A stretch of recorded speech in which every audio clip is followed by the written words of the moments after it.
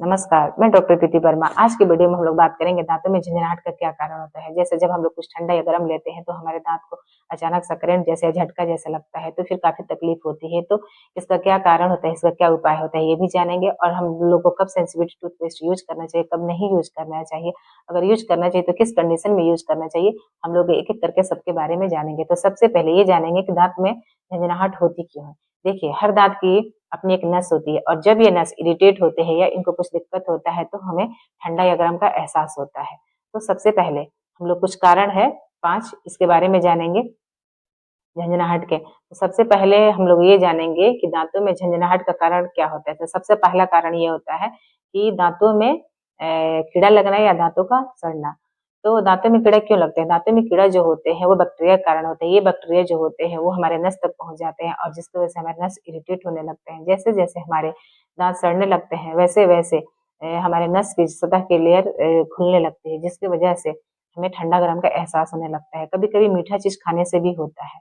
दूसरा कारण ये है कि दाँत के जो मसूड़े हैं उसमें इन्फेक्शन हो जाना। दाँत के मसूड़े में अगर इन्फेक्शन हो जाता है तो धीरे-धीरे क्या होता है कि मसूड़े और हड्डी दोनों गलने लगती है, यानी धीरे-धीरे कम होने लगता है जिसकी वजह से वहाँ का रूट जो होता है वो एक्सपोज़ हो जाता है और दाँत में हमें सेंसिटिविटी की प्रॉब्लम हो जाती है।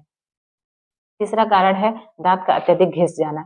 कुछ लोगों को सुपारी खाने की आदत होती है या कुछ लोगों के दाँत घिसने की आदत होती है। कुछ लोग दिन या रात कभी भी दाँत घिसते रहते हैं, तो कभी-कभी उनके मुँह से दाँत घिसने की भी आवाज़ आती है। और जिनको सुपारी खाने की आदत होती है, तो आपको पता है ही कि सुपारी कितना हार्ड होता है। वो सुपारी क्या करता है कि धीरे-धीरे हमारे दाँत जो ऊपरी लेयर होती है, सबसे पहले उसको घिसता है, जिसके कारण हमारे जो डेंटिन की सेकंड लेयर होती है, वो एक्सपोज़ हो जाती है और दाँत में हमें ठंडा-गरम का एहसास होने लगता है। तीसरा कारण ये भी है कि कुछ लोगों की जो ब्रश करने की आदत होती है, वो बहुत दबा-दबा कर ब्रश करते हैं या रगड़-रगड़ करते हैं, उसकी वजह से भी हमारे मसूड़े और दाँत के बीच में गड्ढा जैसा हो जाता है या दाँत ऊपर से बेगस जाते हैं, उसकी वजह से भी ठंडा-गरम लगने लगता है।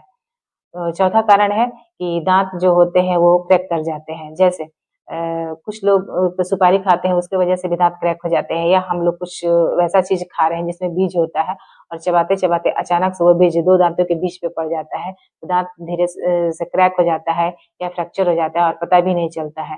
तो उसमें क्या होता है कि स्टार्टिंग टाइम से ही उसमें ठंडा-गरम का एहसास होने लगता है। तो ये भी सब कारण है दाँत में झनझनाहट या सेंसिटिविटी का।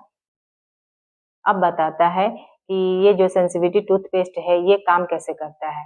तो देखिए, जो सेंसिटिविटी टूथपेस्ट होता है, इसमें एक ऐसा केमिकल होता है, जो हमारे दाँतों के नसों द्वारा प्रोड्यूस किए जाने वाले सिग्नल को ब्लॉक कर देता है, जिसकी वजह से हमें ठंडा-गरम का एहसास नहीं होता है। और कभी-कभी कुछ केस में ऐसा देखा गया है कि किसी दाँत में ज़्यादा मतलब कैविटी हो और उस दाँत में भी ठंडा-गरम लग रहा हो, तो उस टाइम पे कुछ पेशेंट क्या करते हैं कि सेंसिटिविटी टूथपेस्ट लेकर के उसको यूज़ करने लगते हैं, जिसकी वजह से क्या होता है कि उनका सेंसिटिविटी का तो प्रॉब्लम ठीक हो जाता है, लेकिन उसकी वजह से वो डॉक्टर के पास नहीं जाते हैं दिखाने के लिए। उनको लगता है कि अब मेरा जो प्रॉब्लम था वो ठीक हो गया है। तो वो धीरे-धीरे क्या होता है कि कैविटी और डीप हो जाती है, डीप होते-होते कुछ टाइम बाद वो खराब हो जाता है और एक ऐसा टाइम आता है कि दाँत निकलवाना पड़ जाता है। तो इसीलिए अगर आपके दाँत में अगर कभी ऐसा दिक्कत हो, तो आप डॉक्टर से सलाह लेकर ही कभी सेंसिटिविटी टूथपेस्ट यूज़ करें। ऐसे मत यूज़ करें, नहीं तो वो दाँत लास्ट में निकालने पड़ जाएँगे। उसके बाद कभी ऐसा होता है कि अगर मान लीजिए आपके मसूड़े की इन्फेक्शन है और उसमें ठंडा-गरम लग रहा है, तो उस टाइम अगर आप सेंसिटिविटी टूथपेस्ट यूज़ कर लेंगे तो दिक्कत हो जाएगा। तो इसलिए आप उस टाइम आप डॉक्टर के पास जाइए, स्केलिंग कराइए या जो आपके डॉक्टर बोल रहे हैं कि मसूड़े का कुछ प्रोसीजर उसको कराइए, तो आप उसको कराइए। अगर आपके दाँत में मसूड़े और दाँत के बीच में गड्ढा हो गया है, तो आप उस टाइम जाकर के फिलिंग करवाइए। अगर आप उस गड्ढा में फिलिंग नहीं करवाएँगे, तो वो और गड्ढा बढ़ते जाएगा, जिसकी वजह से दाँत और खराब हो जाएँगे और बाद में दाँत निकलवाने पड़ेंगे।